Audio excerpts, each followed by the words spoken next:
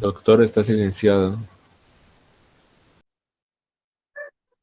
Dentro de las actividades que venimos realizando, me perdona si de pronto se escucha mucha bulla de niños, pero es que estoy donde mi hermano y están mis sobrinos y pues están por afuera gritando. Eh, dentro de lo que veníamos hablando y dentro de las lecturas que yo les envié, nos queda un paquete de lecturas que les voy a pedir comedidamente que las tengan leídas para la clase que viene. Se supone que las tenían que haber leído para la semana anterior y las vamos a trabajar el miércoles y las vamos a terminar de trabajar la, la semana que viene. Especialmente el miércoles vamos a trabajar las dos lecturas que tienen que ver con secreto profesional. Entonces, ahí lo vamos a trabajar. Y lo digo porque en la otra semana les voy a dejar una actividad que vale el 25%.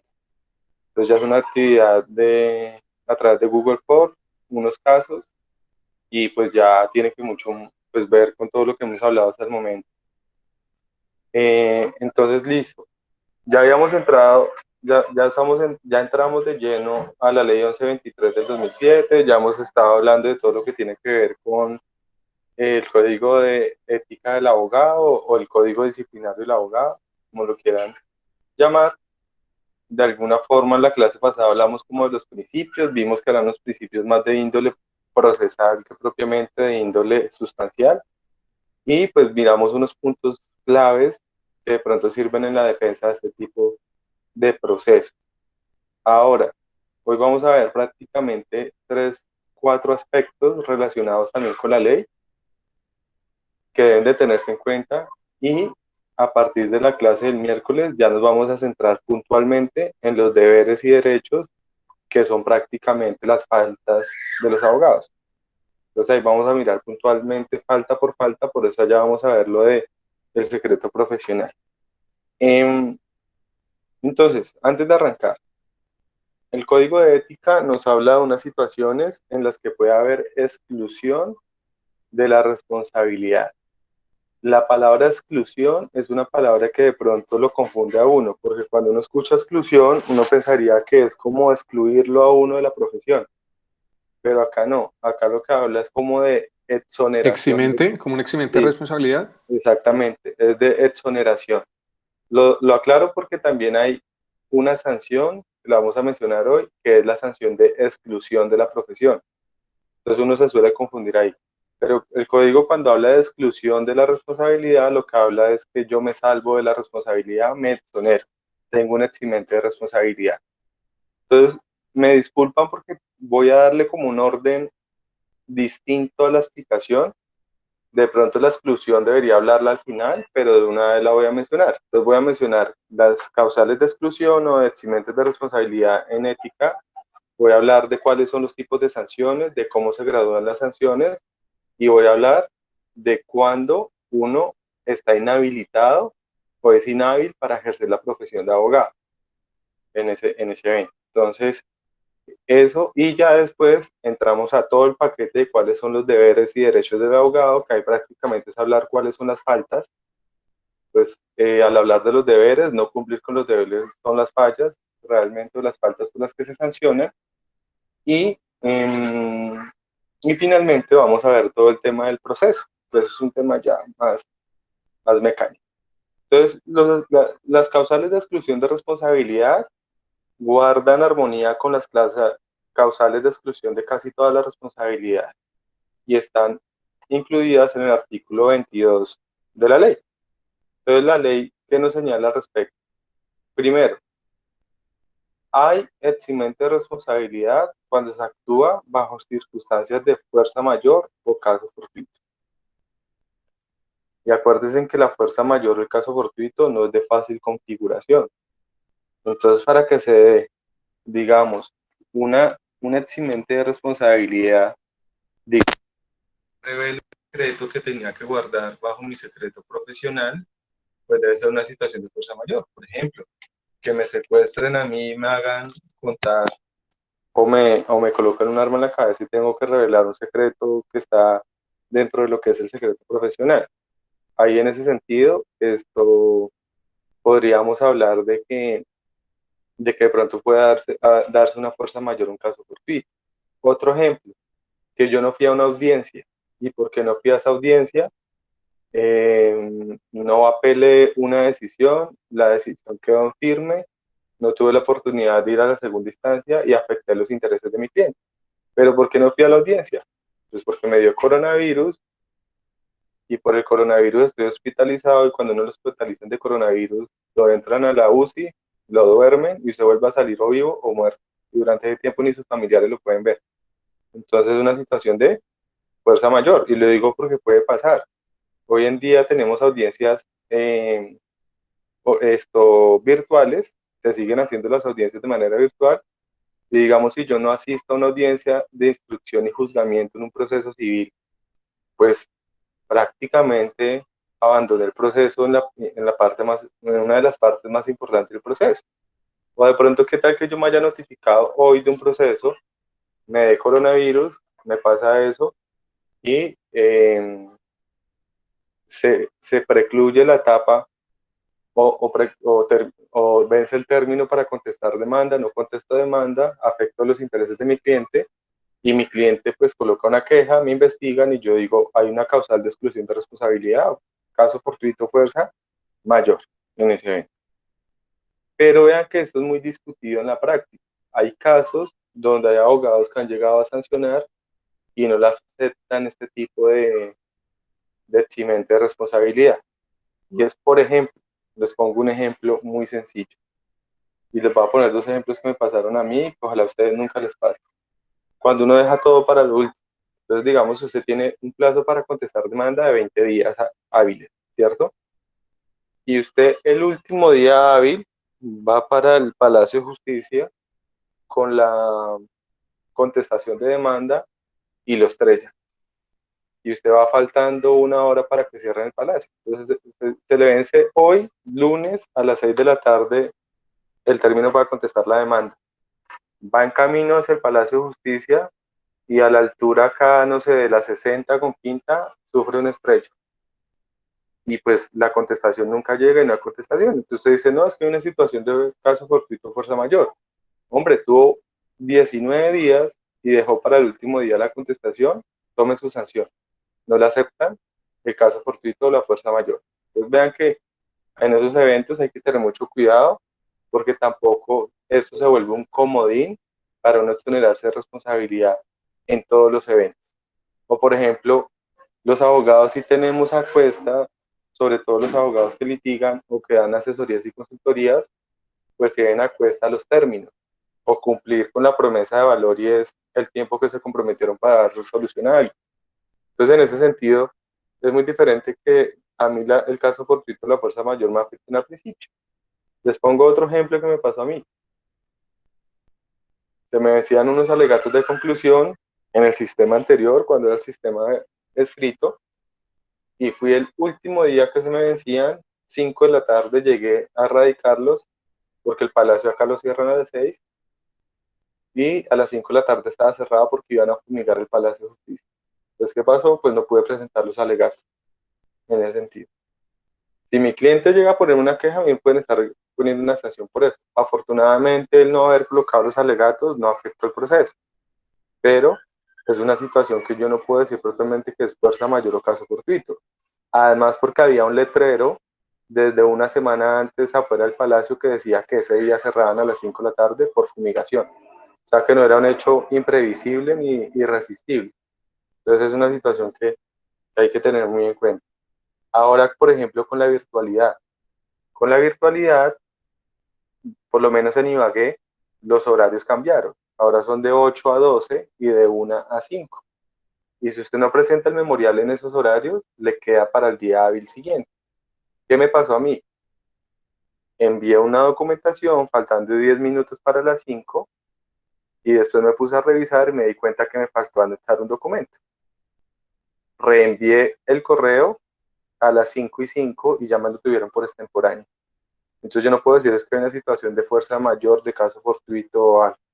Y puede que un error de esos, que es un error involuntario, o sea, no es una situación de negligencia, pero no es una situación malintencionada, simplemente no se configura como una exclusión de responsabilidad. Usted tiene que ser plenamente diligente en ese evento. Y si no, está inmerso en una sanción. Entonces, el caso fortuito y la fuerza mayor son una causal de exclusión de responsabilidad, pero tampoco son un comodín para utilizarlo como uno quiera. Dos, cuando se obra en estricto cumplimiento de un deber constitucional o legal de mayor importancia que el sacrificado.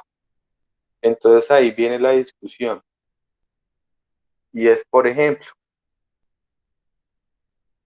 caso de Cartagena. Entonces es posible que este señor, el juez de Cartagena, que se niega a casar ya por tercera vez a dos mujeres del mismo sexo, etcétera, etcétera, que usted ya conoce el caso, puede que en su defensa, en el posible proceso que le inicien, alegue como exclusión de responsabilidad que él está obrando en estricto cumplimiento de un deber constitucional, legal o de mayor importancia que el sacrificado. Y puede, no sé, o sea, yo no me atrevo a decir plenamente que eso no le va a funcionar, pero pueda que ese argumento sea un argumento que a él le funcione para justificar su posición, porque hay un tema de ponderación de derechos entre la libertad de culto, entre, bueno, también los derechos de las personas que se quieren casar, etcétera, etcétera. Entonces yo creo que es un tema que puede llegar a ser bastante discutible en ese sentido.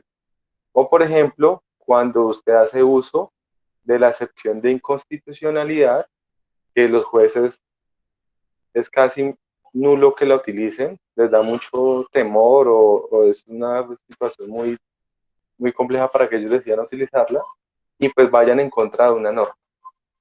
Y ir en contra de esa norma, de pronto digan que ellos están utilizando o están actuando en cumplimiento de un deber legal o constitucional de mayor valor. Les pongo un ejemplo.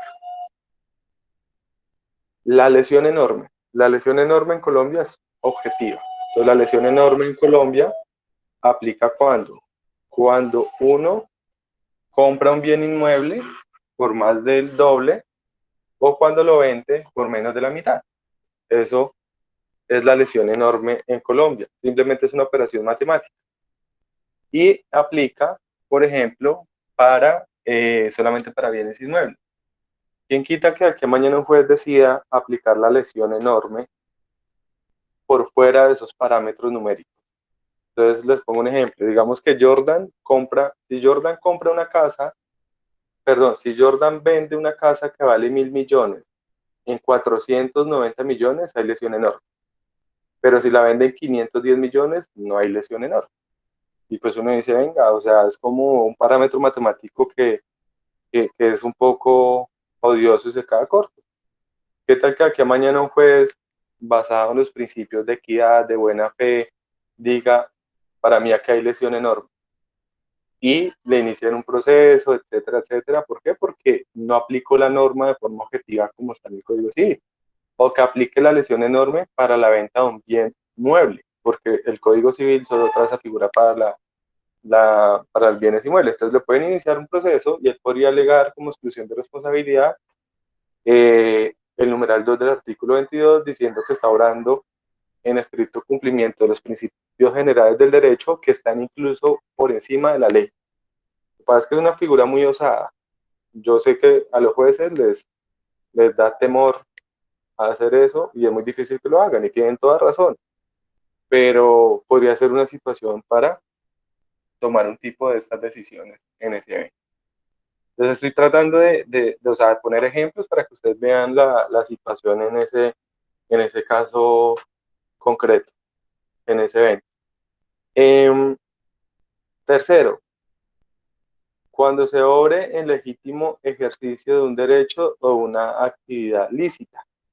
Entonces, esto va más con aquellos eventos en los que de pronto usted tiene ciertas vinculaciones contractuales en las que es abogado, pero cumple de pronto otro tipo de roles. Y ese tipo de roles le implica eh, llevar a cabo algunas actividades que son lícitas, pero que de pronto pueden llegar a ser vistas como contrarias al, pues al estatuto ético del abogado.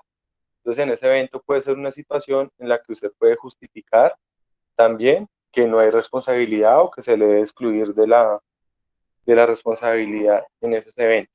Voy a tratar de ponerles un ejemplo en ese caso. Entonces, digamos, viendo hoy lo del toque de queda que estaba el secretario de salud, la secretaria de salud municipal, el secretario de salud departamental, este señor Bolívar, el alcalde, el gobernador y eso. Puede que alguno de ellos, dada la situación del COVID, dado todo esto, decida llevar a cabo un comportamiento que aparentemente sea antiético, pero lo está haciendo en cumplimiento de o en ejercicio de un derecho, de una actividad lícita dentro de su rol como funcionario público. Entonces, en ese sentido, ellos pues están cumpliendo con eso. O les voy a poner un ejemplo muy sencillo. Cuando el inspector de la policía desaloja a una familia pobre de una casa y digamos que la arroja a la calle en un proceso de arrendamiento, de restitución de bien inmueble arrendado, pues ellos están cumpliendo un deber legal. O sea, por más de pronto antiético que resulte la situación o algo en ese evento. Entonces, eso es una causal de exclusión que puede estar ahí. Démonos cuenta que hasta el momento son causales que no son de fácil configuración. Cuarto, lo que sería prácticamente la legítima defensa, cuando yo obro para salvar un derecho propio o ajeno al cual debe ceder el cumplimiento del deber en razón de la necesidad, adecuación, proporcionalidad y razonabilidad. Ahora que ustedes revisen lo de el secreto profesional, van a ver que poder romper el secreto profesional está ahí en ese numeral. Y es una posibilidad de excluir la responsabilidad si estoy en ese numeral. Me adelanto un poco a la lectura que ustedes van a hacer. Se supone que yo debo guardar el secreto profesional, pero yo puedo dejar de guardar ese secreto profesional cuando veo que se puede seguir con la comisión de un delito. Es muy diferente cuando el delito ya se ha llevado a cabo. Es decir, es muy diferente que, perdónenme que lo ponga de ejemplo Santiago, que Santiago me diga, vea, yo asesiné a tal persona y que usted me confiese que asesinó en, en ese evento. A que usted me diga, yo le confieso que asesiné a dos personas y dejé unas minas, quiebrapatas o minas antipersonales en tal lugar, están instaladas y todo eso. Ya en ese evento yo podría romper mi secreto profesional porque estoy buscando salvaguardar un derecho mayor, estoy actuando en una legítima defensa de un interés diferente. Pero si usted solamente me dice, yo ya cometí este delito y este delito está como quien dice, se me escapa la palabra Consumado. consumado y ya no hay ningún riesgo más, yo debo guardar el secreto profesional. Pero si usted ve que hay un riesgo posterior, que es de una categoría superior, usted podría actuar bajo este numeral cuarto para salvaguardar tanto un derecho propio como ajeno, pero lo que dicen, en razón de una situación de proporcionalidad, de razonabilidad, etcétera, etcétera. Es muy diferente cuando de pronto, o incluso hay ocasiones que se llega a determinar que por protección de del mismo victimario en materia penal en ese evento. Pero, de ejemplo, cuando digamos el victimario me cuenta a mí que tiene deseos de acabar con su propia vida. Ahí en ese evento, hasta yo también podría llegar a romper mi secreto profesional por proteger al victimario. En un evento de eso. Salgámonos de lo penal, vámonos a otra materia civil o algo. Ahí se generaría discusión, por ejemplo, si yo soy asesor jurídico de una empresa en la que conozco que se vulneran derechos laborales y que eso se puede seguir vulnerando a lo largo del tiempo y no hago nada al respecto. Entonces, no sé, hay una discusión bastante grande frente a la ponderación de derechos, porque es muy diferente cuando de pronto está de por medio la vida de una persona a cuando está de por medio que de pronto una empresa no pague prestaciones sociales. Y no debería haber esa diferenciación, pero en la práctica se hacen esas diferenciaciones. Por eso ese punto, revisen ustedes, ahorita van a revisar el secreto profesional para yo no adelantarme al tema, pero va por ese lado. Y bueno, dime, Nicole. Profe, tengo una pregunta con relación a lo que acabo de decir. Sí. Bueno, usted decía como tal que unas causales de expulsión de la responsabilidad disciplinaria con relación a lo del secreto profesional, pues en el caso que ponía de lo del suicidio, bueno, una responsabilidad allí en el ámbito civil. En este caso, de pronto, cuando yo me enfrento a este tipo de situaciones, yo puedo como hacerlo de manera potestativa o es obligatorio. ¿Sí me hago entender? Ejemplo, si yo sé que la persona se va a suicidar, ¿es obligatorio ayudar a compensar esa circunstancia o solamente es facultativo? No quiero entrar a ese punto porque es el punto que deben ustedes leer son dos lecturas de secreto profesional, es una sentencia y la otra es una lectura de Juan Manuel Barrero y de Diego López, que es otro egresado de la universidad, donde hablan de secreto profesional. Entonces no quiero entrar a eso, pero ahí está la discusión, hasta dónde va mi secreto y hasta dónde yo debo salirme del secreto profesional. Lo que lo ponía acá en ese ejemplo, pero tranquilos que lo vas a resolver con las dos lecturas y lo vamos a discutir la próxima clase. Entonces, esa es la esencia del punto, porque, pues no sé, lo que pasa es que eso tiene mucho morbo este tema, y mucho morbo por el carácter penal, y pues por lo que uno, o sea, les pongo un ejemplo. Si yo llego, voy a poner un ejemplo feísimo, si yo llego y estoy defendiendo al que abatieron del ELN ayer o antier, o hoy, no me acuerdo cómo es que se llama, no sé si lo vieron en la noticia. Un francotirador del ejército abatió en Quibdó, donde chocó a un duro del ELN. Entonces digamos que no lo haya abatido. Sí, exacto. Entonces digamos que yo soy el abogado de alias Uriel y alias Uriel me dice a mí, yo soy responsable porque creo que esa es la discusión, fue responsable de lo de la escuela de cadetes en Bogotá. Santander. De la bombita que pusieron allá y despedazó un poco de gente y cosas así. Pero si adicionalmente él me dice, oiga, y tenemos ya planeados un atentado en tal lado, en tal lado y en tal lado, pues yo ahí podría romper mi secreto profesional y entrar a señalar eso. Pero si no hay nada más, yo no puedo romper mi secreto profesional frente a esos delitos que están consumados. Y si él me los ha confesado, no lo puedo decir. O sea, o si los están investigando por uno y él tiene otros temas encima, pues no lo podría tener en ese sentido. Les voy a poner un ejemplo adicional ahí. Si él llega y me dice, estoy sumamente arrepentido y esta noche yo quiero quitarme la vida, pues uno dice, ¿será que como abogado yo debo hacer algo al respecto para proteger a esta persona que yo estoy defendiendo o no? Entonces ahí viene el morbo que les digo, porque uno diría, ¿será que como abogado uno dice, no, pues que Gemar, ¿no? Se ha matado tanta gente antes, o será que uno dice, no, pero hay otros casos en los que la situación puede ser bastante distinta.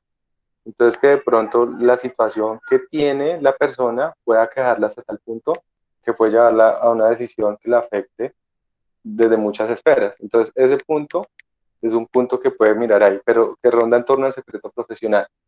Sin embargo, ese numeral que estamos leyendo, pues ponía un ejemplo frente al numeral cuarto del secreto profesional, pero no es el único ejemplo ni es la única situación. Puede ser en cualquier situación. Entonces les pongo un ejemplo. Digamos que yo estoy en una audiencia, voy a poner un ejemplo exageradísimo. Digamos que yo estoy en una audiencia y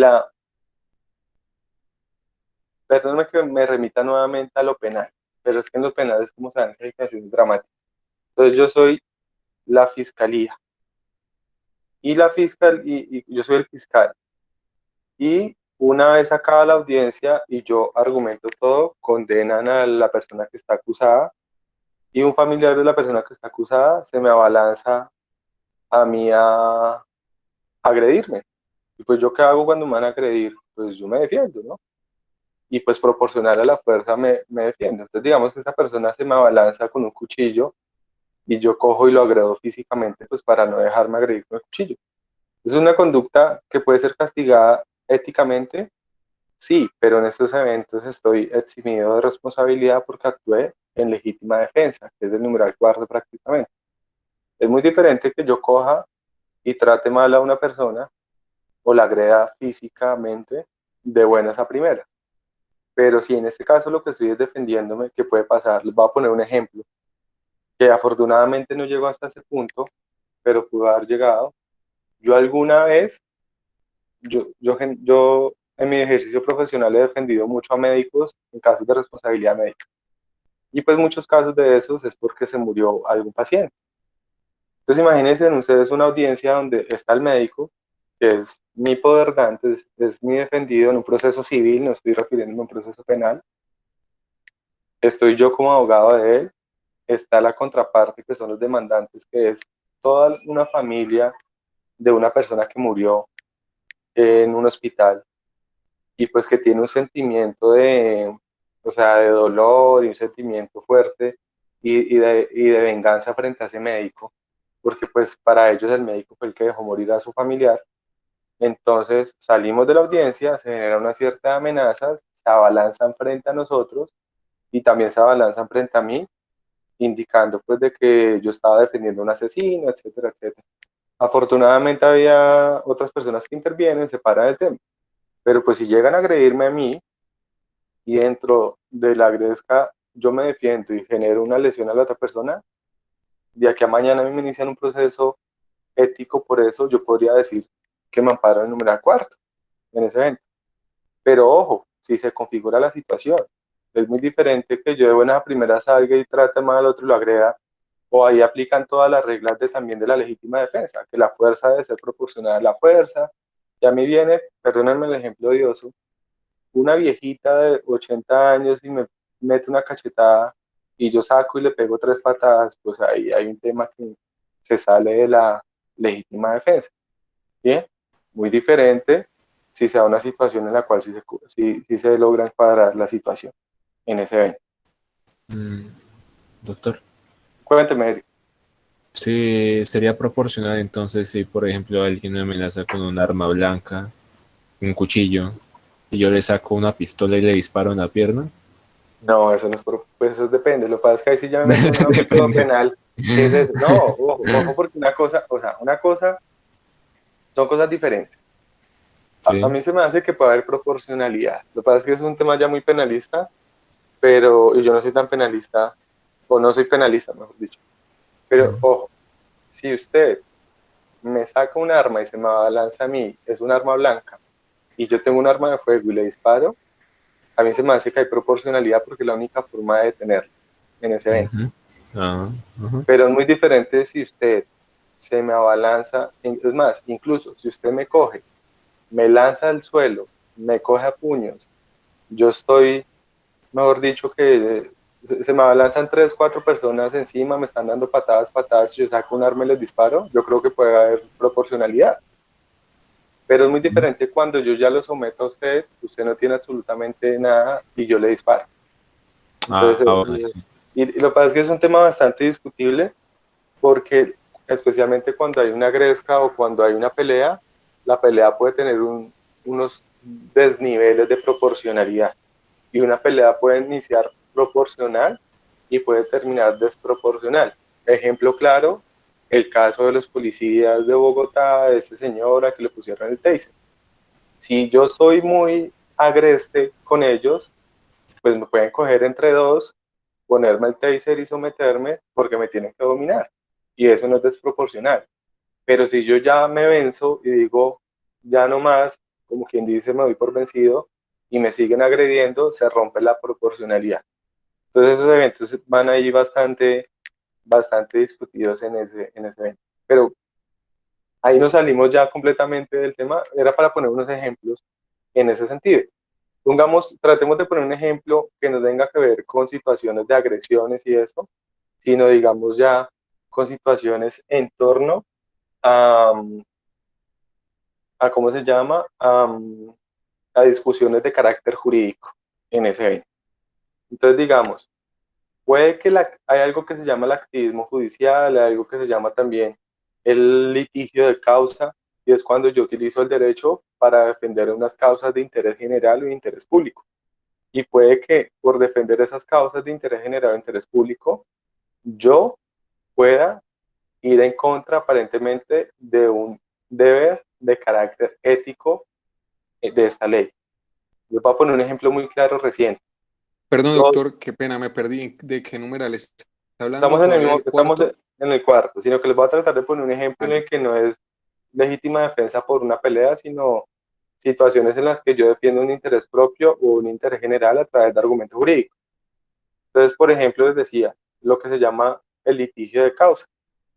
Entonces, en el litigio de causa yo defiendo interés general, interés del bien común, situaciones de interés público que incluso son contrarias a la misma ley. Y les ponía un ejemplo muy claro, el tema que está ahorita tanto en debate del aborto. Entonces, en ese sentido, puede que usted reciba quejas como abogado y es posible que las abogadas que están amparando esta causa vayan a recibir múltiples quejas que den lugar a iniciar muchos procesos disciplinarios o éticos en, las, en los consejos seccionales de la judicatura y ellas digan, yo estoy actuando en protección de un interés de un tercero, un interés particular, etcétera, etcétera. Entonces, para eso estamos los abogados, para defender intereses ajenos en ese evento. Entonces, no, para de pronto ponerlo en ese contexto. Y lo digo porque es que se los dije como la primera clase o la segunda. Para uno tener un proceso ético como abogado, necesita prácticamente que alguien se enamore de uno y lo quiera mandar a uno a desfilar al Consejo Seccional de la Judicatura. Sea porque el juez decide compulsarle copias a uno en el proceso o porque algún cliente, algún colega decide colocarle a uno una queja en el Consejo Seccional de la Judicatura. No es que automáticamente el cometer una falla lo haga ir a uno allá. Hay situaciones que pueden darse de oficio, pero por lo general uno llega allá por una queja en esos eventos. Y cuando le digo coloquialmente es que alguien que se enamore de usted es alguien que quiera ponerlo a usted allá a defenderse en ese sentido. Entonces ahí en ese evento es que se pueden dar esas situaciones como tal. Numeral quinto, se obre por insuperable coacción ajena o miedo insuperable. Bueno, es una situación extrema, también se podría encajar dentro del caso fortuito la fuerza mayor en ese evento. No es fácil, yo creo que eso no es fácil que se configure. O por ejemplo, digamos que usted actúe en contra de los intereses de su empresa, porque actuó en contra de sus intereses de su empresa por una amenaza de muerte o algo. De pronto de pronto usted lo amenacen y le diga que si va a una audiencia lo matan. Yo llegué a conocer, no directamente, pero sí a escuchar casos que se supone que son reales, de que habían eventos en los remates donde algunas bandas organizadas que manejan los remates amenazan a algunas personas para que no se presenten o los secuestran antes del remate para que no vayan al remate. La ley cambió un poco ese tema para evitar que se den esas situaciones, pero pues digamos, si es una situación que no puedo superar por coacción ajena, no habría responsabilidad. Eh, el sexto, el sexto es un, el sexto es un punto que si ustedes lo miran en materia penal y en materia disciplinaria tiene diferentes nombres. ¿Qué dice el sexto? Cuando se obre con la convicción errada e invencible de que su conducta no constituye falta disciplinaria. Eso es materia penal, ¿cómo se llama? Ustedes que vienen de ver penal. Tiene dos palabras, una empieza por E y la otra por P.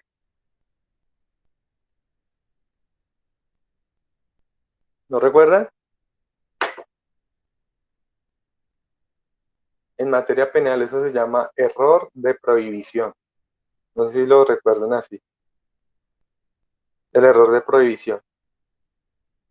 Cuando yo incurro en un delito creyendo que eso no es delito, que generalmente pasa con los ciudadanos extranjeros.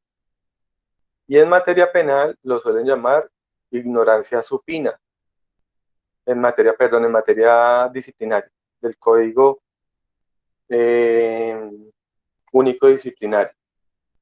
Acá eso genera mucha discusión, porque ¿Cómo se hay llama muchos, penal, doctor? Qué pena. en penal, error de prohibición. Doctor, y en materia disciplinaria, ¿cómo es que es? Se Ignorancia. habla de ignorancia supina. Doctor, eso me imagino que es difícil para que se ¿Sí? configure, ¿no?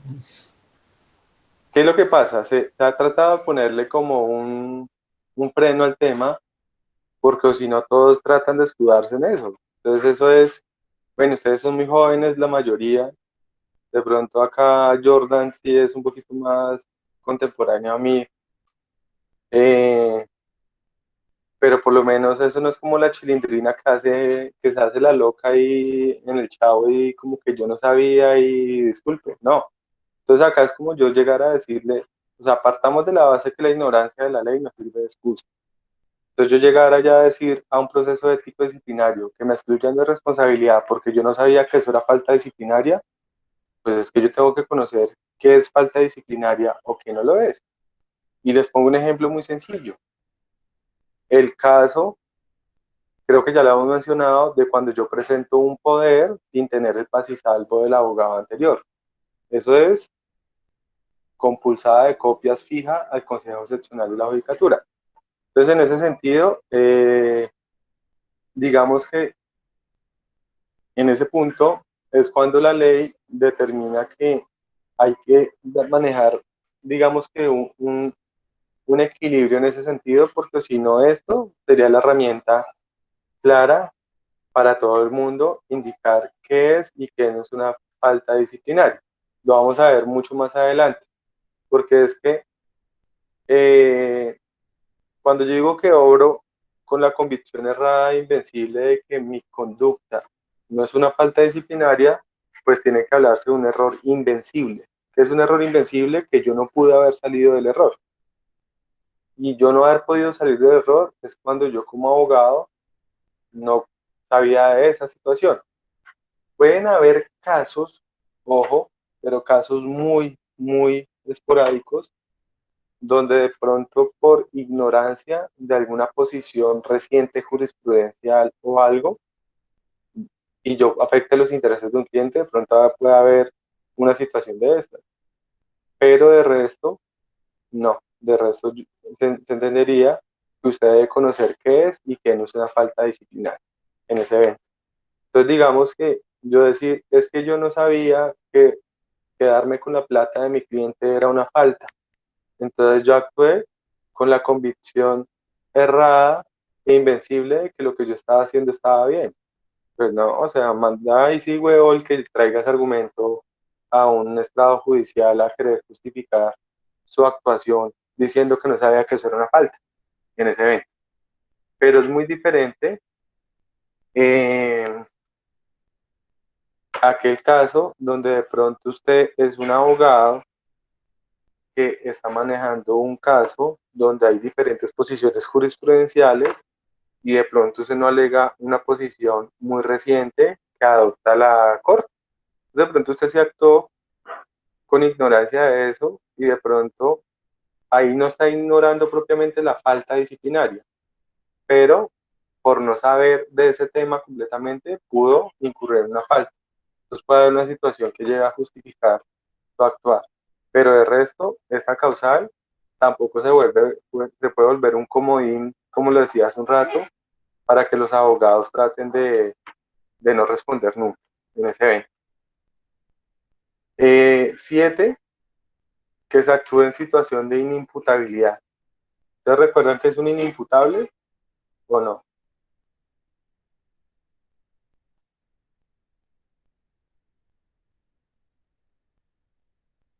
¿Recuerdan que es un inimputable o no lo recuerdan? sea, pasaron por séptimo y que vieron solamente. Sí, sí, sí. Sí, profe. Es alguien que, pues... No, Nicole, di. Tú. Pues Pelota, la inimputabilidad pelota. básicamente radica en la ausencia de la capacidad para adquirir la culpabilidad. Entonces, Ok, puede ser porque la persona tiene problemas de madurez o psíquicos. Bueno, pues allí tiene que cumplir como tal con aquellos requisitos para que sean declarables, pues responsables. Y si no, pues sí. es cuando existe ausencia de la misma. Ok, Entonces, entonces, Eso, profe, eso. ok, gracias, Nicole. Pero entonces vean que en el caso de los abogados, a mí se me hace que es muy difícil que una persona sea inimputable. y siendo abogado. Sí, o sea, a no ser que sea una persona loquísima en este mundo, pero de resto es muy difícil que se pueda dar la inimputabilidad. ¿A qué conclusión llegamos? Las causales de exclusión de responsabilidad, que son los eximentes de responsabilidad del abogado, son difíciles de configurar en la práctica. Por eso en la clase anterior yo les daba algunos argumentos de defensa que pueden ser más eficientes que las mismas causas de exclusión. Porque para que yo llegue, digamos, a determinar que hay una causal de exclusión por ser una persona negligente, realizar mal una defensa, realizar mal una asesoría, y me amparen esto, es casi que imposible. Puede que las causales puedan ser otras. Perdón, leo acá, Ángela dice, en Santa Isabel se fue la luz, estoy conectada con los datos. Ah, bueno, creí que era algo del tema que estamos hablando.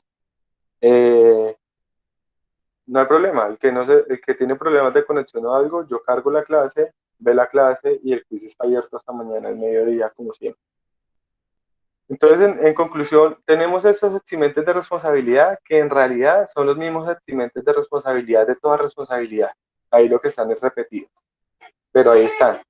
Son difíciles de que se lleguen a configurar, pero pues ahí los tenemos en este caso. ¿Hasta hay alguna duda o es claro? No, señor, ninguna duda. Listo, perfecto. Ahora, ¿cuáles son las sanciones a las que se puede exponer un abogado por incurrir en una falta disciplinaria acorde con el Código de Ética del Abogado? Yo creo que aparentemente es un mejor orden explicar primero cuáles son las faltas disciplinarias y luego explicar cuáles son las sanciones y cómo se gradúan las sanciones.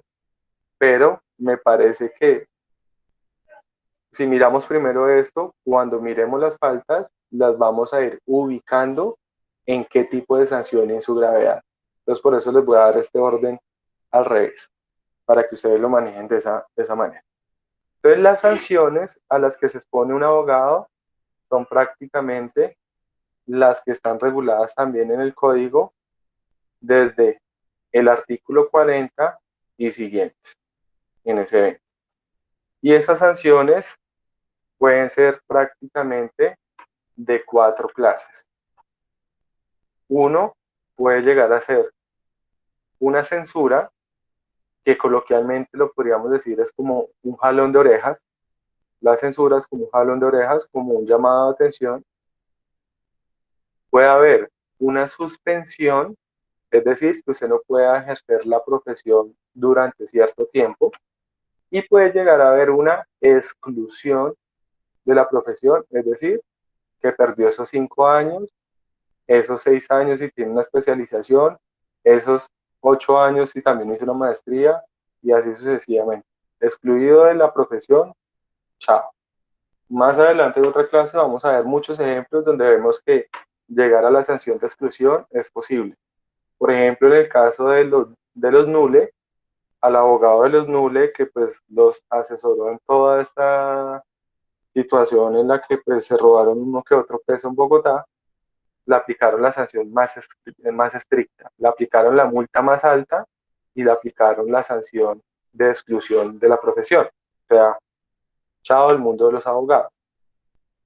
Entonces, en ese sentido, tenemos censura, suspensión y exclusión. La multa es una sanción que puede llegar a acompañar alguna de estas otras sanciones. Entonces es una sanción que puede llegar a acompañarlas, así como también hay multa en materia penal. Entonces miremoslas detalladamente cómo aplica.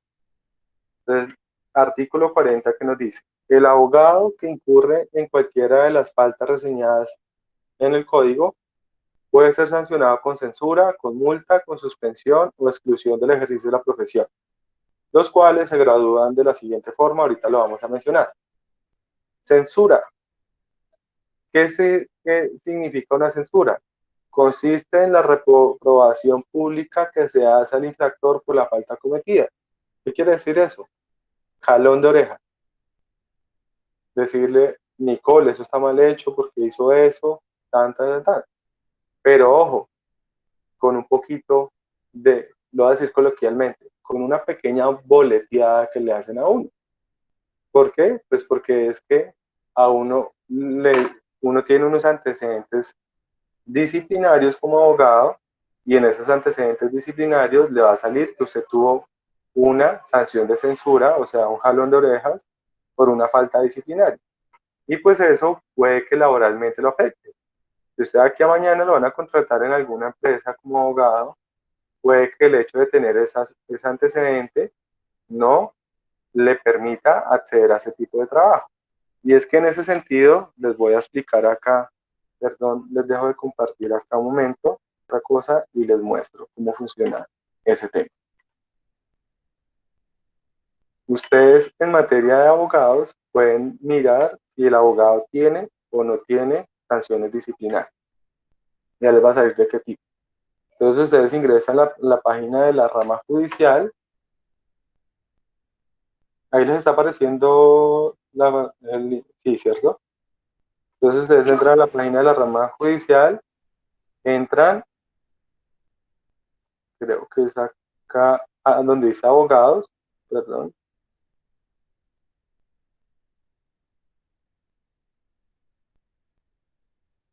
Por acá dice antecedentes disciplinarios.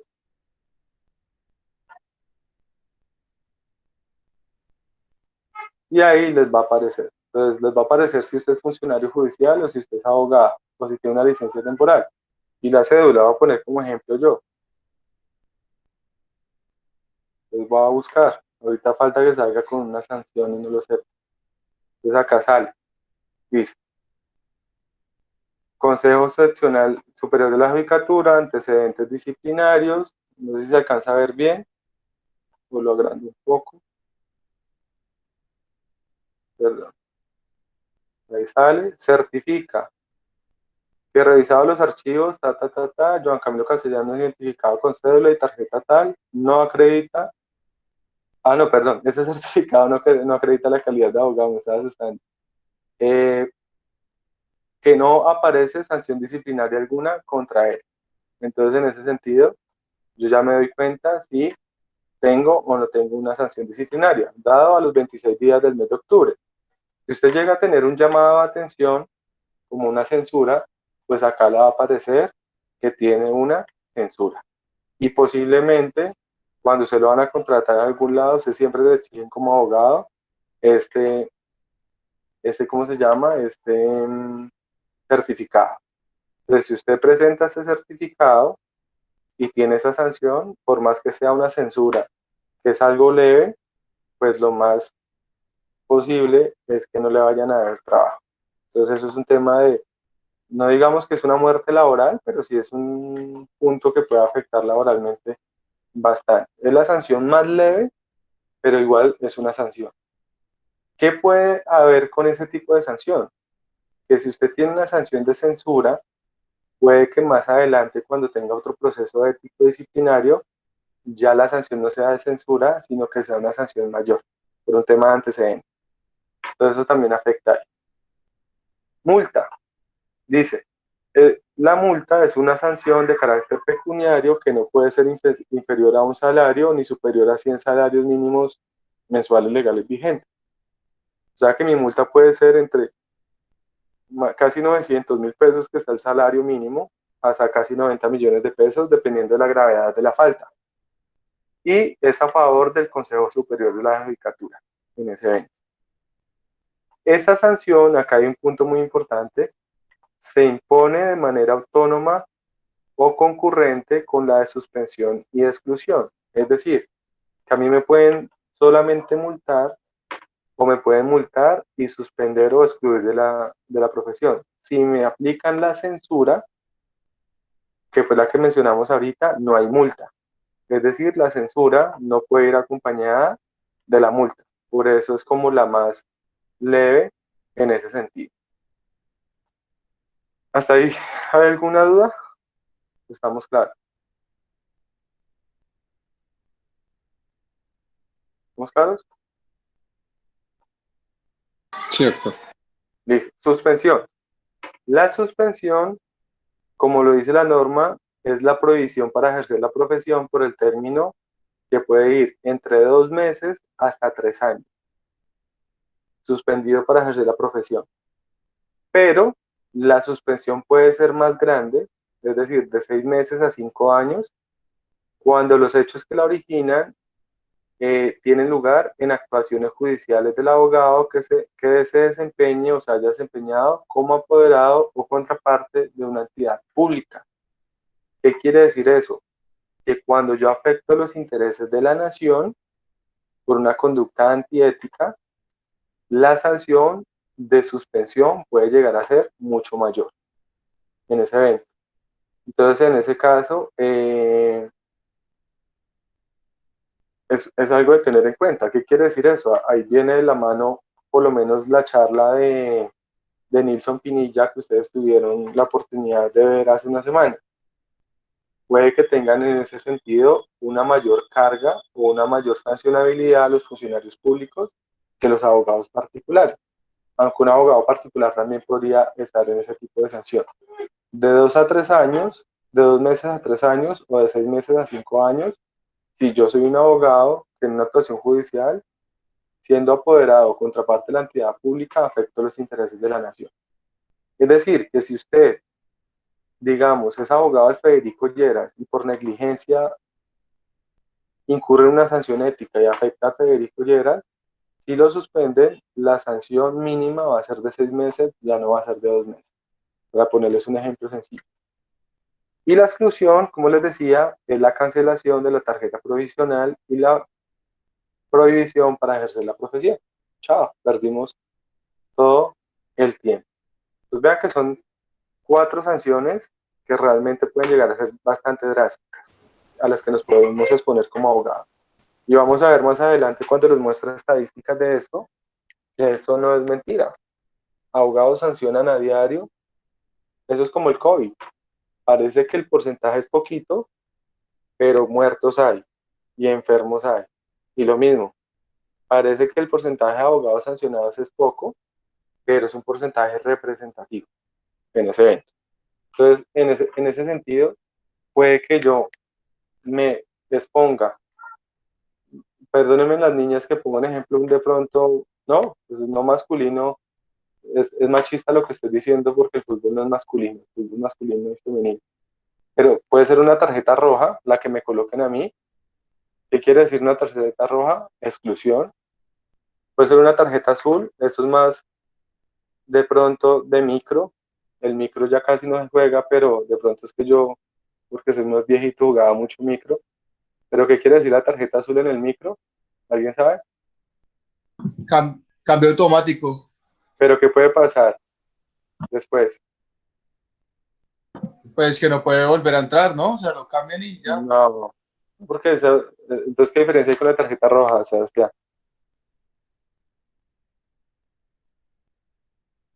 Pues sí, decía de que uno no pierde el jugador, no, o sea, no pierde el cambio, por decirlo así, no pierde el cupo Sí. del jugador. Entonces, la tarjeta roja, usted sale del todo, excluido, exclusión.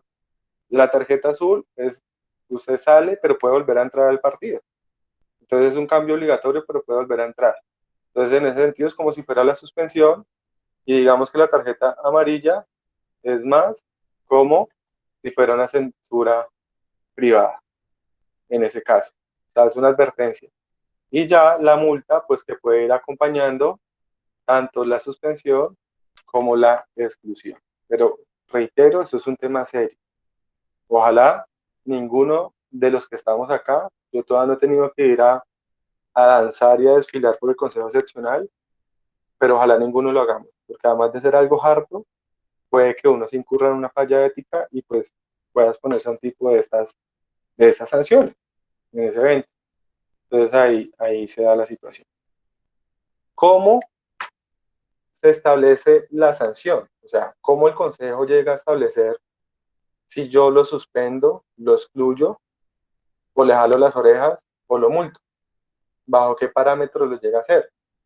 Si ustedes miran en materia penal creo que eso es netamente objetivo, ¿no?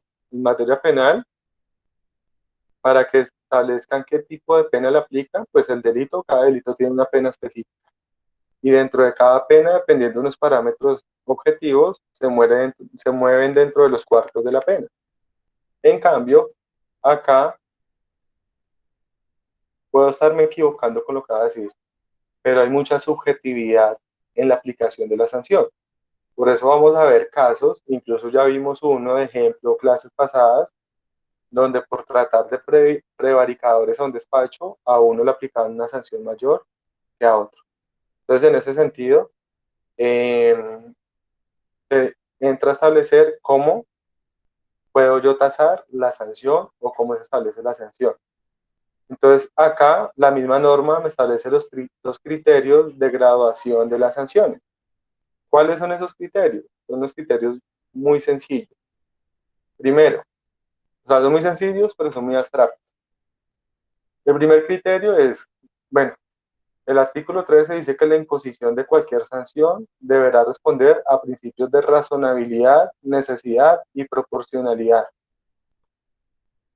Eso se llama subjetividad. O sea, por más que usted lo quiera llamar de otra forma, hablar de razonabilidad, proporcionalidad y necesidad, eso es subjetividad, porque es que la razonabilidad de Nicole no es la misma razonabilidad que tengo yo.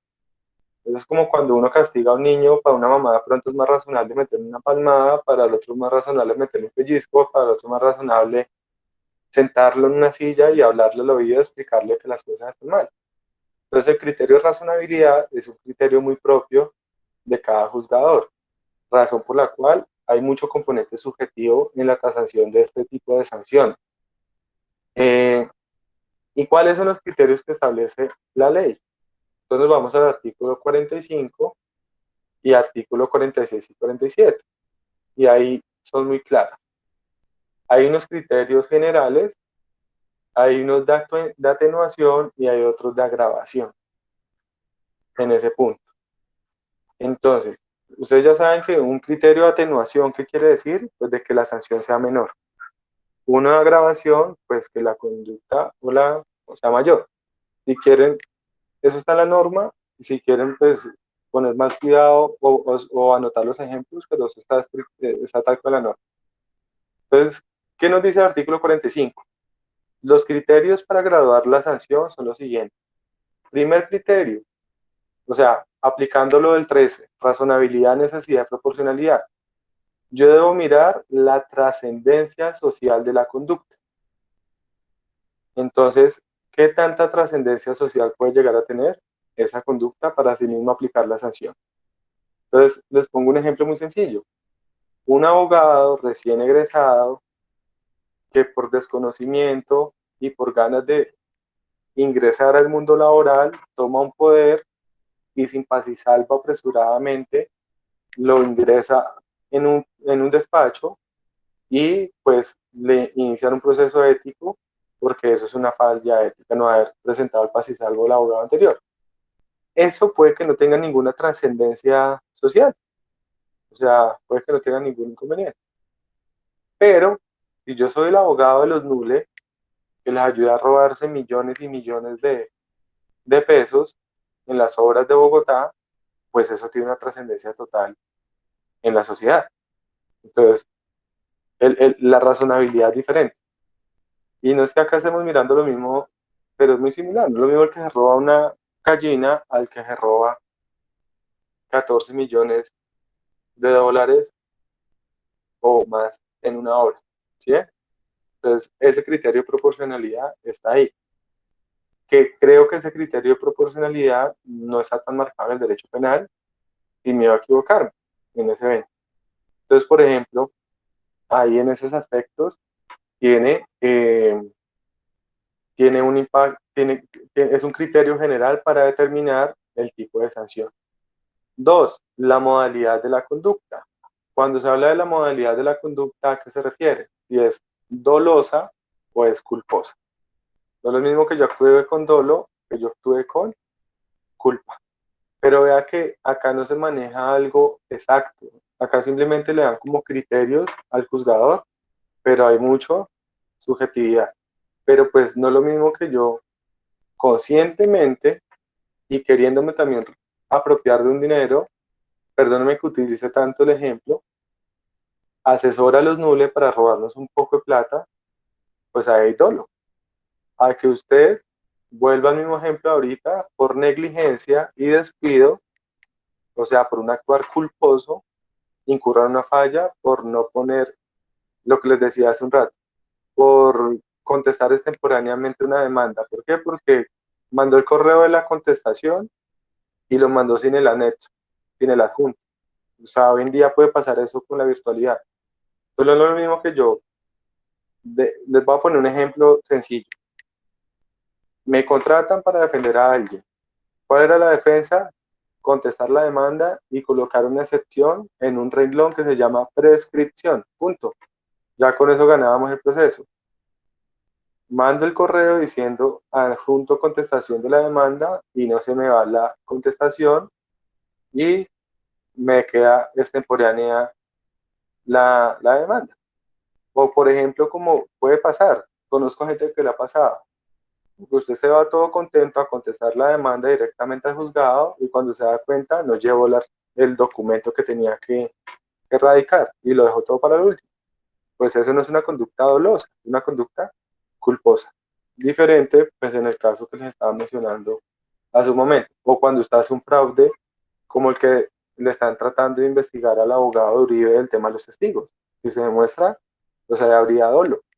Entonces, la calificación de la conducta de él es una calificación que tiene un criterio general que pues implica una razonabilidad de una sanción mayor.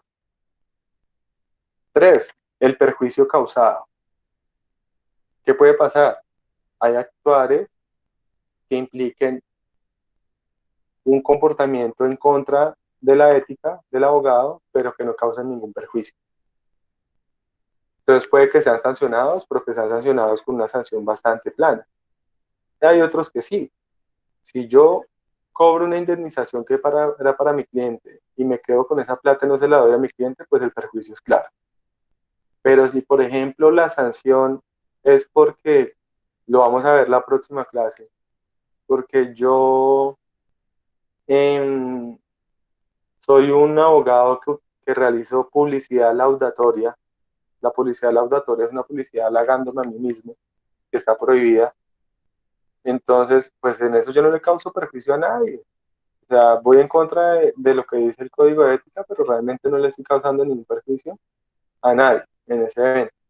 Entonces, en ese caso, pues la proporcionalidad es diferente bajo ese criterio. Otro criterio general es las modalidades y circunstancias en que se cometió la falta y que se apreciarán teniendo en cuenta el cuidado empleado en su preparación. Pues es muy diferente cuando se trata de una falla que se comete previamente premeditada, por ejemplo, cuando hay un concierto para delinquir, por ejemplo, lo que pasa, voy a poner un ejemplo muy sencillo que pasó acá en Ibagué, ha pasado en todas las ciudades como con el cartel de las pensiones. Entonces, ¿qué pasaba? Pues eso ya estaba todo organizado. No sé si alguien sabe en qué consistía el cartel de las pensiones o algo. Creo que ¿Alguien lo sí, sabe? que los jueces antes de pensionarse, pues los elegían como magistrados y con ese último sueldo se pensionaban, algo así similar, o Eso es con un una tanta de las cosas, pero propiamente a ese no me refiero. ¿Qué pasaba? Colocaban tutelas solicitando reconocimiento de pensiones y los jueces concedían la tutela, amparaban el derecho, o sea, prácticamente pensionaban a la gente y pues cobraban una platica, en ese sentido. Pues ahí la situación, además de ser dolosa, implica una situación que está previamente bajo unas modalidades y circunstancias de preparación, o sea, eso es un cartel, mejor dicho.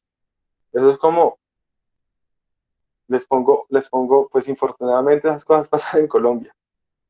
Les pongo un ejemplo. Alguna vez a una amiga mía le pasó, crearon unos cargos de descongestión de un tribunal laboral, lo trabajaban en Bogotá y de Bogotá la llamaron a decirle, vea, si usted quiere que su proceso le salga en tal fecha, páguenos tanto. Si usted quiere que su proceso se le demore un poquito menos, más, páguenos tanto.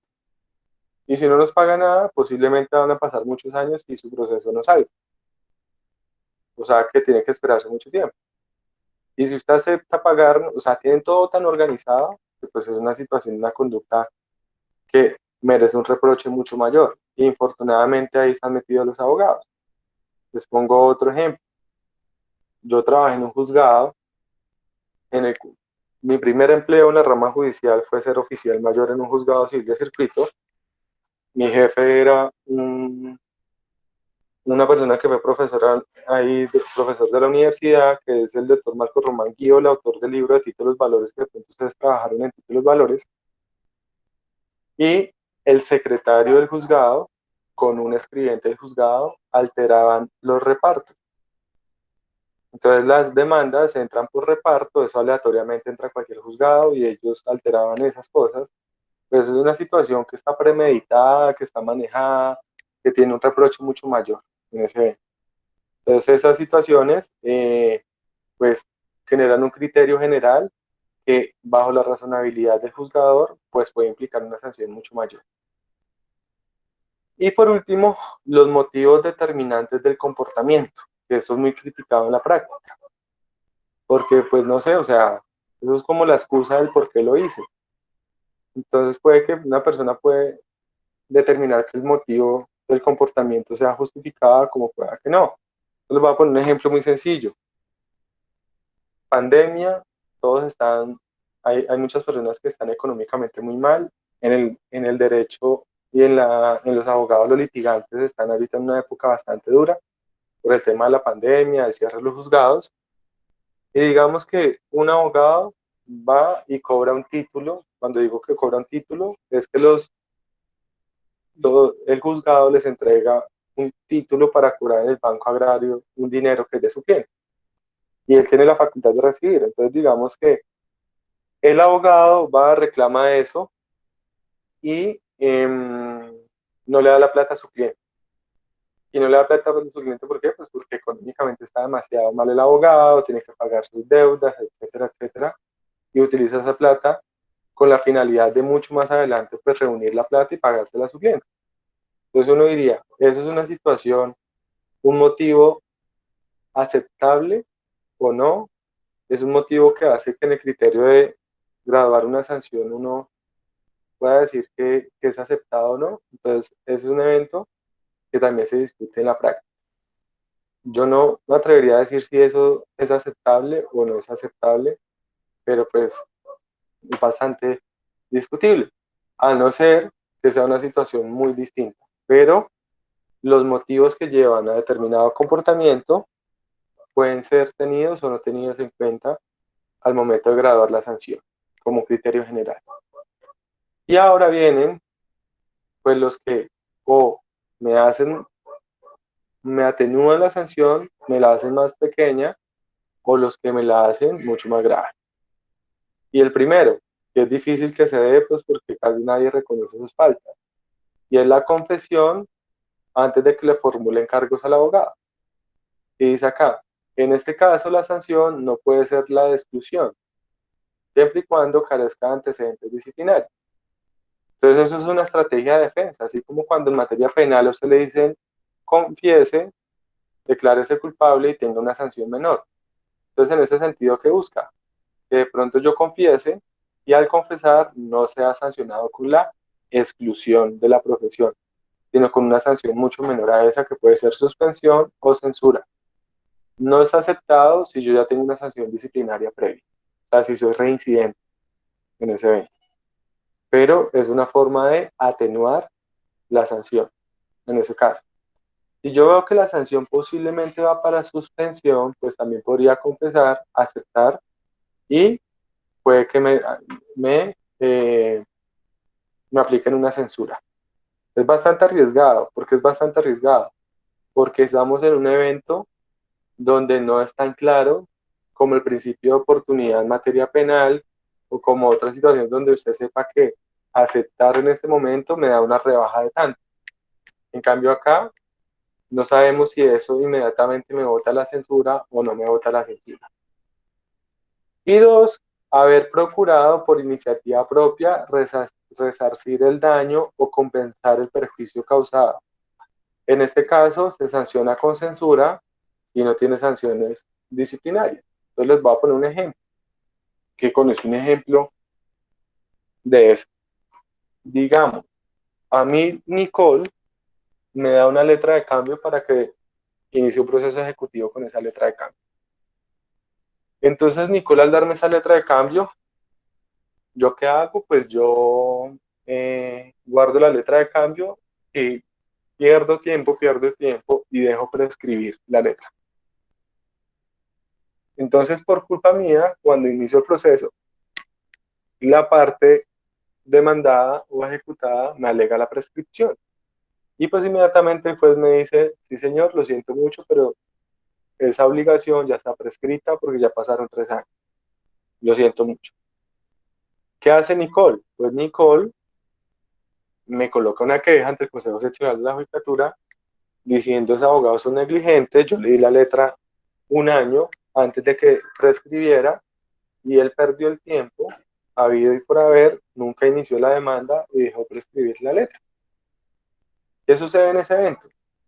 Pues de que yo voy al consejo y le digo, señores consejo, no hay problema. Yo, por voluntad propia, le pagué a Nicole lo que íbamos a cobrar en la ejecución. O sea, que la letra era por 2 millones de pesos, entonces yo le di a Nicole 2 millones los intereses, como si hubiéramos cobrado la letra.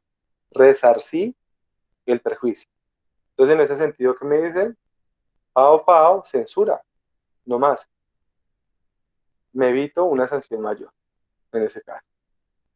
Entonces, eso es una posibilidad que se dé en ese evento. Si yo logro, por iniciativa propia, resarcir el daño o compensar el perjuicio causado. ¿Hasta ahí estamos claros o hay alguna duda? Vean que esto es puro procesal. Yo por ahora les dije que incluso a ustedes les gusta más la parte de la normativa, pero esta parte es un poquito más aburrida que hablar de ética en general porque eso es muy mecánico, pero hay que tenerlo muy en cuenta. ¿Y cuáles son los criterios de agravación? O sea, con qué sí, mejor dicho, se nos va a complicar este tema. Entonces, los criterios de agravación son, 1, afectación de derechos humanos. ¿Listo? Entonces les pongo un ejemplo.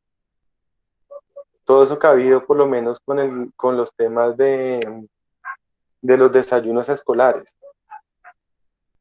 Por lo menos el tema del cartel de la hemofilia, cosas de esas, donde se ha afectado derechos humanos, o sea, derecho a la salud, derecho a la vida y demás. Y yo como abogado incurro en una falla ética metido en eso. Pues ahí es un criterio de agravación. Se mide que el impacto, como es un impacto que puede afectar derechos humanos, pues incluso es un impacto mucho mayor. 2, la afectación de derechos fundamentales. Pues no sé, ahí sí yo no soy constitucionalista, pero se me hace que entre derechos humanos y derechos fundamentales hay una línea invisible o muy delgada que no logramos diferenciar. Pero pues ahí está. Por ejemplo, lo que les decía hace un rato, que yo dejé de cobrarle la letra a Nicole y la dejé prescribir, pues yo no creo que eso afecte derechos fundamentales, la verdad. No sé. Pero les pongo un ejemplo diferente, un ejemplo muy sencillísimo. No sé ustedes qué piensen de él. Que yo asesoro a una empresa para que haga un despido masivo y despide a una mujer que está embarazada, que tiene, ustedes que están viendo la hora, que tiene fuero reforzado por maternidad.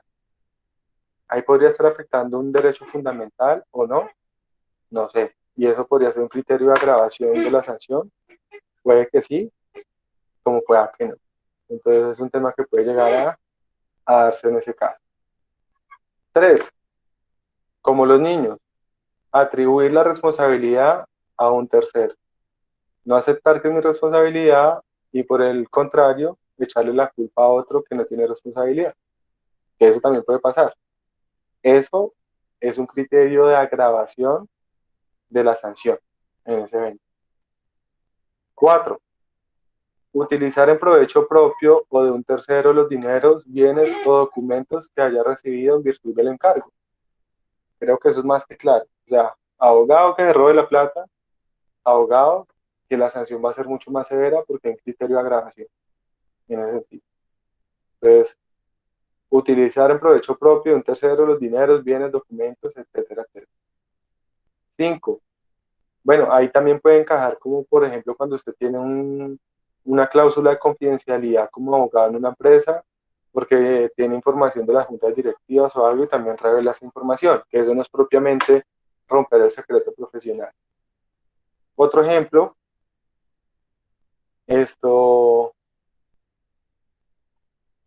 cuando, el 5, perdón, cuando la falta se realice con intervención de varias personas, sean particulares o servidores públicos. ¿Eso cómo se llama en materia penal?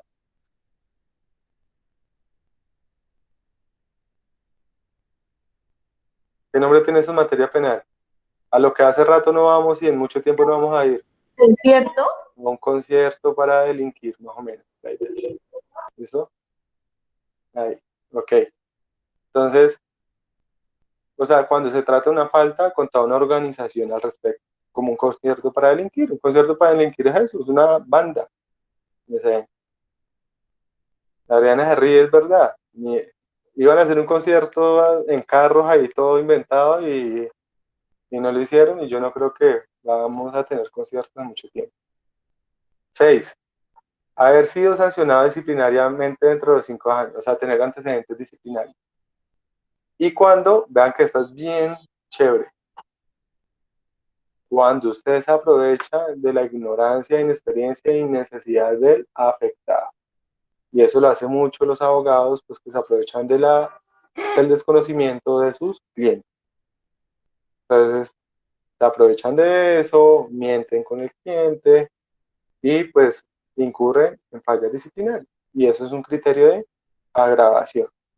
Entonces, no, allá van, colocan la queja, es que yo llevo hace mucho tiempo y pues la doctora Nicola hace rato me viene como metiendo cuentos, esto, y mentiras que estaba era aprovechándose de mi ignorancia, dándome vueltas y no ha hecho absolutamente nada. Pues hay un criterio de agravación en ese sentido.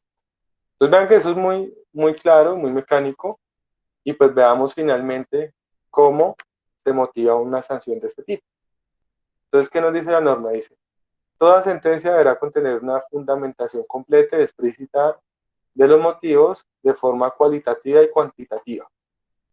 Y la sanción, después de que se ejecute, se debe registrar pues, en todo lo que tiene que ver con los antecedentes, que era lo que les mostraba hace un rato. Entonces, sencillo.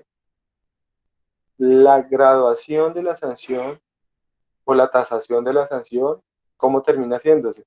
Bajo criterios de razonabilidad, de proporcionalidad, que están basados en los criterios generales y que se pueden mover para un lado o para otro, dependiendo si hay criterios de agravación o criterios de atenuación. ¿Cómo se llama eso? Mijo, eso es según Marrano. O sea, pues, si usted llega allá y da donde un tribunal o un consejo seccional muy rudo, puede que le vaya muy mal. Puede que otro sea un poquito menos severo. Por eso vamos a ver casos donde las sanciones varían o cambian y pues por lo general pueden llegar a ser, o sea, pueden llegar a ser muy distintas bajo situaciones bastante cercanas. O ustedes pueden ver situaciones muy cercanas en las que las sanciones son, perdón, situaciones que son muy leves para ustedes y la sanción es muy drástica frente a otro tipo de sanción en ese evento, en ese caso. ¿Hasta hay alguna duda o está todo claro? ¿Está todo claro? Todo claro, profesor. Listo. Y acabamos con esto. Aprovechemos que nos quedan todavía 20 minutos, pero creo que me gasto 10 minutos nomás. Entonces, ¿están cansados? Yo también estoy cansado, y más con este calor que está haciendo, que Está terrible, pero bueno. Y lo último, algo muy sencillo. Voy a explicar eso ahorita, es simplemente para la próxima clase, referirnos simplemente a lo que tiene que ver con los deberes y derechos de los abogados y pues las faltas disciplinarias, cuáles son. Que es un listado inmenso, pero lo vamos a manejar de una forma un poquito más dinámica para entenderlo. Y me voy a centrar en una en especial. Entonces, vean, ya tenemos claro qué tipo de sanciones hay, ya hemos revisado cómo se gradúan ese tipo de sanciones, cuándo yo puedo alegar una exclusión de responsabilidad. También miramos algunos criterios en los cuales yo podría defender la responsabilidad del abogado. Y pues acá, simplemente para acabar, vamos a ver en qué casos se hace incompatible ejercer la profesión. Pero simplemente acá les hago una aclaración muy específica. Y en ese sentido, este código de ética del abogado es muy criticado, porque parece que fuera a veces un código de ética del abogado litigante, más no de todos los abogados. Entonces hay quienes critican eso porque dicen que es un código que palabra más, palabra menos, casi todos encajan como si los abogados solo se dedicaran a litigar. Y eso lo vemos muy marcado en la incompatibilidad del abogado. Es decir, aquellos eventos en los que el abogado no puede ejercer la abogacía. Pero realmente no es que no pueda ejercer la abogacía, sino que no puede litigar. Es eso. Eventos en los cuales el abogado no puede ejercer la abogacía o no puede litigar. Pero realmente puede ser abogado en otro sentido. O porque pues el abogado puede ser abogado porque trabaja en una alcaldía, en una gobernación, trabaja en la rama judicial, es profesor, es gerente de una empresa, miles de ocupaciones.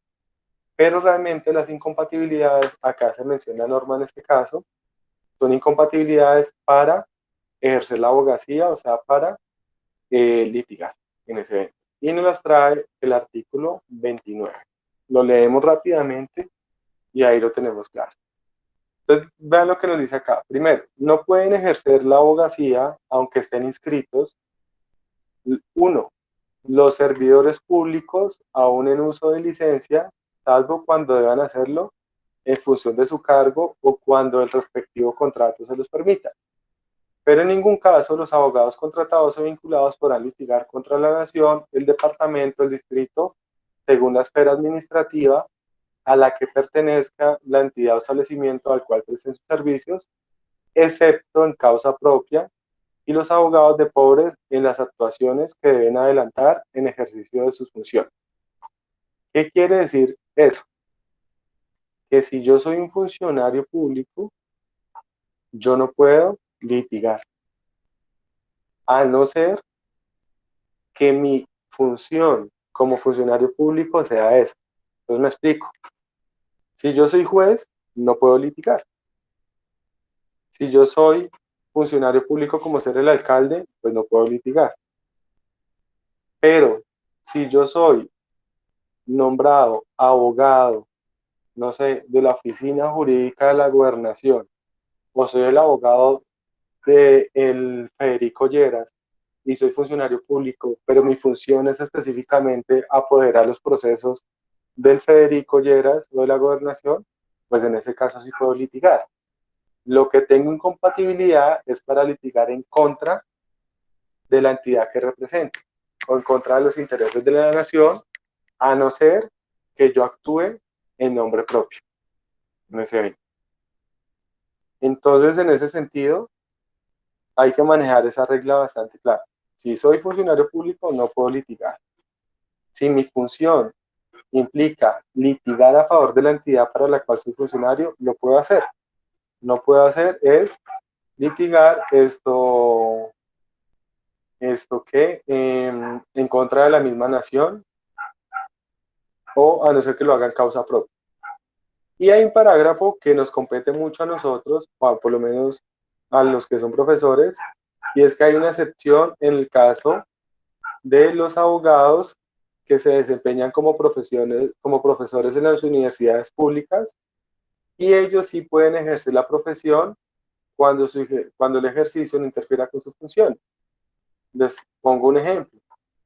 que yo fuera profesor nombrado en la Universidad del Tolima, soy funcionario público, entonces en principio tengo una incompatibilidad para litigar, pero la norma me trae una excepción y me dice a los profesores si les permito litigar, siempre y cuando eso no interfiera en su labor como profesor en ese evento. ¿Estamos ahí claros con esa primera o no?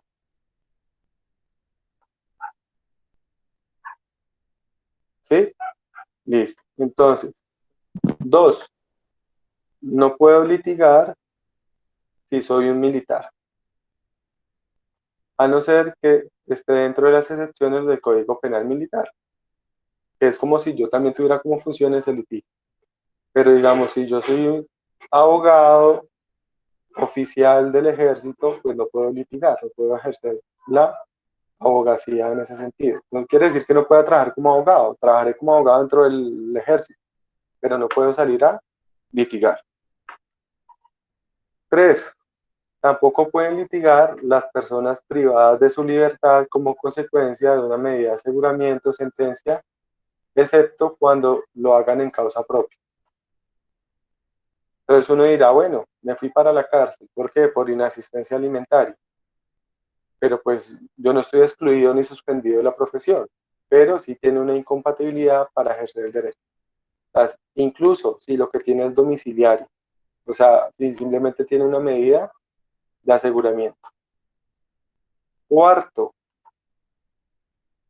los abogados que están suspendidos y excluidos de la profesión tampoco pueden litigar. Eso parece muy obvio, pero en Colombia uno ve muchos abogados que tienen suspensión o exclusión y siguen litigando. Entonces eso es bastante curioso. Y 5, aquellos abogados en relación con asuntos de que hubieran conocido el desempeño de un cargo público o los que hayan intervenido en ejercicio de funciones oficiales. Tampoco pueden hacerlo ante la dependencia en la cual hayan trabajado dentro del año siguiente de su cargo o función y durante todo el tiempo que dure un proceso en el que haya intervenido. ¿Qué quiere decir eso?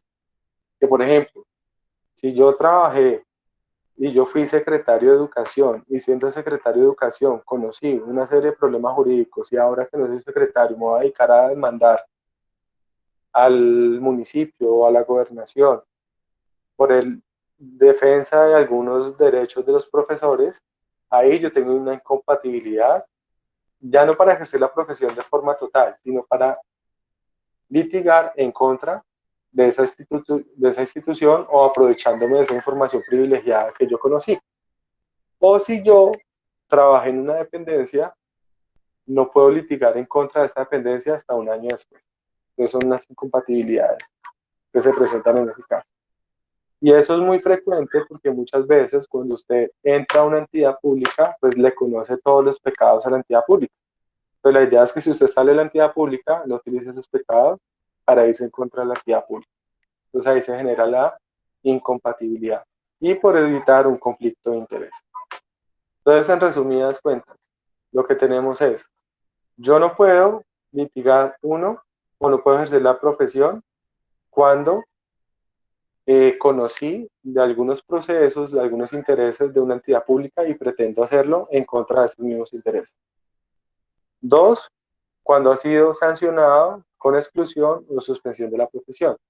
3, cuando estoy privado de la libertad, ya sea por una sentencia o una medida de aseguramiento. 4, cuando hago parte de las fuerzas militares. Y 5, cuando soy un funcionario público en ese evento. Ahí hay una incompatibilidad para ejercer la profesión. Entonces vean que nosotros lo que estamos es reglados en ese evento. Ya tenemos reglas por todos lados. ¿Hay alguna duda o no? Pues claro. ¿Claro? Profesor, en la primera que mencionaste, digamos, o sea, que se puede, la excepción es que puede ser, o sea, puede litigar si es docente, ¿sí? Sí, es la Por única excepción ejemplo, que se da. pero por ejemplo, si es servidor público y a su vez es docente, igual la incompatibilidad no desaparece, ¿verdad? Pero esa es Porque es otra cosa servidor público. diferente, porque es que por eso les hacía la Ahí sería observación. catedrático. sí, pero es que hay, por eso les hacía la observación al principio, que hay algunos que critican este código porque dan a entender que este código pareciera que fuera un código de ética de los litigantes, más no de los abogados en general, porque la mayoría de situaciones que contempla es más dirigida hacia los litigantes. Y se le olvida que uno puede ejercer la profesión mucho más allá del litigio. O sea, el litigio es un pequeño porcentaje dentro de las formas que un abogado se puede desempeñar como abogado.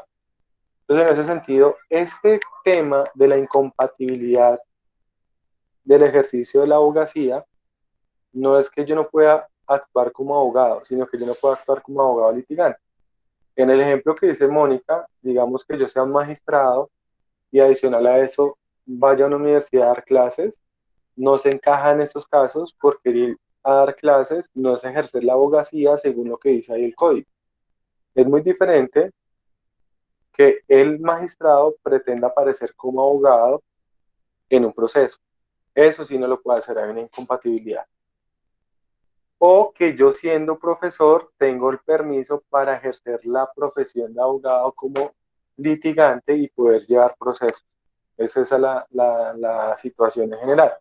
O que yo siendo funcionario público llevo procesos, defiendo intereses, pero porque es mi función como funcionario público. Les decía, por ejemplo, que yo sea el abogado del Federico Lleras, sea funcionario público, pues el Federico Lleras es una entidad pública, y mi función es apoderar todos los procesos en contra del Federico, pues yo tengo que litigar, esa es mi función, litigar a favor de ellos. Pero, por ejemplo, si yo soy secretario de un juzgado, si yo soy el oficial mayor de un juzgado, pues yo soy funcionario público, no puedo litigar. Si yo soy un abogado que trabaja en la DIAN, en la parte, no sé, una parte de investigación, algo así, o un fiscal, pues yo no puedo aparecer ejerciendo la abogacía desde el punto de vista del litigio. Por eso hacía la crítica de que esto solamente es incompatibilidad no con el ejercicio del derecho, sino con el ejercicio del litigio. No sé si me hago entender ahí, Mónica. ¿Sí? Mónica, se fue Mónica. Pero soy claro con el punto, ¿sí? ¿Qué es lo que sucede? Cuando usted es funcionario público, usted tiene a cuestas muchas restricciones y muchas incompatibilidades. Entonces hay incompatibilidades para ejercer la abogacía, incompatibilidades para tener doble contratación con el Estado, hay incompatibilidades para tener, por ejemplo, eh, ¿cómo se llama esto? Para contratar, para tener doble vinculación. Por ejemplo, yo no puedo aparecer con 10 contratos con el Estado, hay una incompatibilidad con eso, por eso muchas veces lo que hacen es que crean una empresa y quien contrata con el Estado es la empresa. Y hay un abogado detrás de la empresa, pero la empresa es la que está contratando muchas veces con el Estado, para no entrar en este tipo de incompatibilidades contractuales, pero son de otra naturaleza en ese evento. Listo. Lo único cierto de lo que hemos hablado hasta ahorita es que eso no es tan divertido ejercer la profesión. Entonces, para que vayan preparando un poco con esto. ¿Hay alguna duda?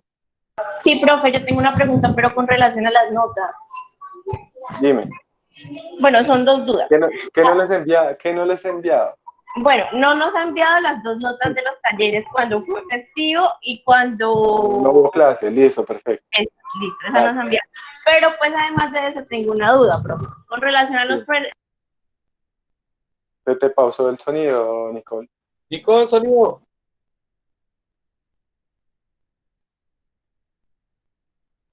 ¿Ahí me escuchan? Ya, ¿con relación a qué? Listo. Bueno, esa es la primera duda. Con relación a lo de los porcentajes de las notas, yo tengo otra duda. Se dice que el 25% será el resultado de todas las actividades, ¿sí? Sí. El otro 25% una actividad evaluativa, el otro 25% otra actividad evaluativa y el otro 25% del examen oral. Mi pregunta es que si durante el transcurso, bueno, las semanas de las actividades evaluativas también se van a hacer como tal esto... No. O sea, mejor dicho, para darte la respuesta concreta, la otra semana no habrá actividad el lunes y el martes de estas sencillitas, pero habrá una actividad gruesa durante toda la semana, que se les enviará desde el lunes y quedará abierta hasta el domingo. Pero igual porque del 23 al 29. sí, o sea, está abierta toda la semana. ¿Por qué razón? Porque involucra todo lo que hemos hablado, que ya es más casuístico. Entonces son casos con el tema de que ustedes mírense ahí un atenuante, un agravante, todas esas cosas que hemos hablado, hay, pero es sencillo, es más de análisis. Bueno, listo, profesora, mi Y, pregunta. y les hago una aclaración de una vez. El examen final, que es oral, es con un banco de preguntas, pero las preguntas no son preguntas tan, lógicamente son de memoria, pero tampoco son tan exegéticas de que me digan artículos de memoria, pero sí se dan unos puntos neutrales, claro. O sea, es muy diferente que yo le diga qué tipo de sanciones hay.